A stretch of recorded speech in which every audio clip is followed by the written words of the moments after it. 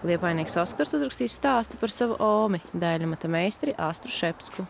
Ir viens krāss, ja?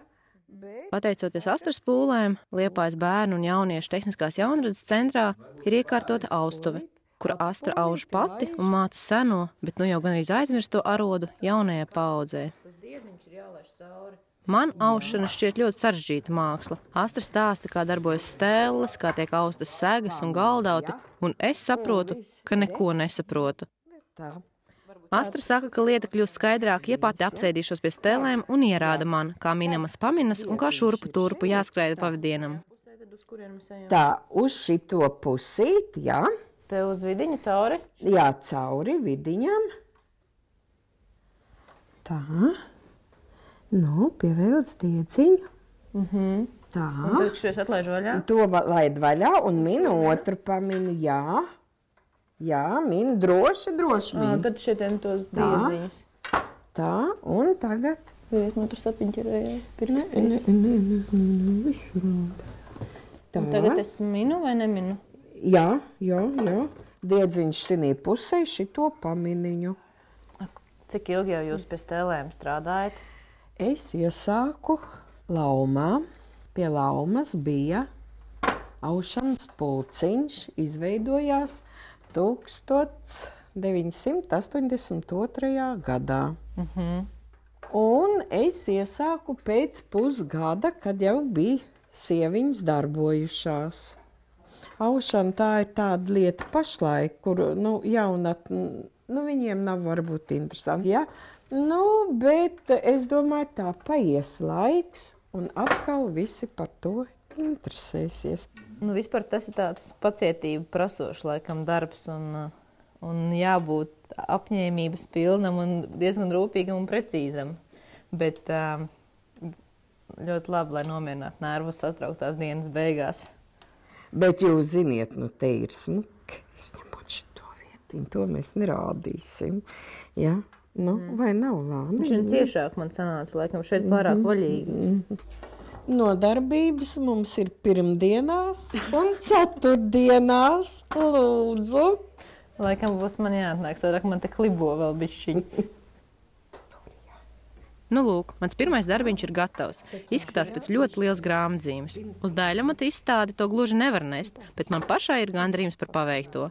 Aušana tomēr nav tik sarežģīta, kā man šķita, bet laiks pārsteigt manu skolotāju. Astra, šis ir jūsu dators, tā kā meklējiet pogu, kā viņu slēgt iekšā un izmantot. Tā var, ja? Jā, tagad var. Tā.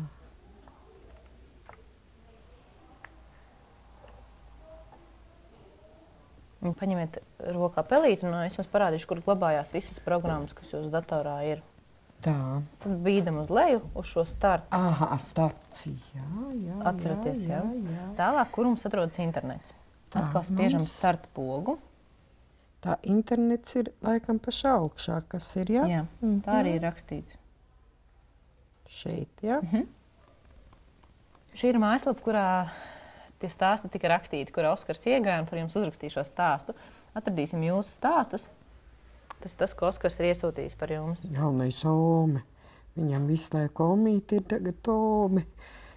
Ja Omai būtu dators ar internetu pieslēgumu, viņa varētu smelties iedvesmu jauniem darbiem, apmainīties ar viedokļiem un pieredzi ar citiem šāda aroda meistariem, nodibināt liederīgus kontaktus un popularizēt lietišķo mākslu. Varbūt atrast arī potenciālos pircējus saviem darbiem, raksta mazdēls Oskars. Parāda Astrai arī internetu lapu meistardarbs.lv. Šī ir mājaslapa, kurā dažādi meistari ir salikuši savus darbus. Viens tur ada vestes, cits tājas ar otras lietas. Un šeit var ne tikai nopirkt citu darbus, bet ielikt arī savējos, vai lai paskatās cilvēku, vai kāds arī nopērk, jo šeit, redziet, ir arī cenas klāt, piemēram. Es domāju, ka jūs noteikti varētu savus darbus nofotografēt un šādā mājaslapā ielikt, un jums būtu daudz visādā ziņā piekritēji. Un kā jums, Astra, tagad liekas dators? Vai apgūsiet visu? Vai noderēs? Jā, noteikti, jo tas ir, sazināšanās līdzeklis, un pat es varu ielikt arī, ko es, Vēlos, jā. Ir darbus, ir sazināties arī ar citiem.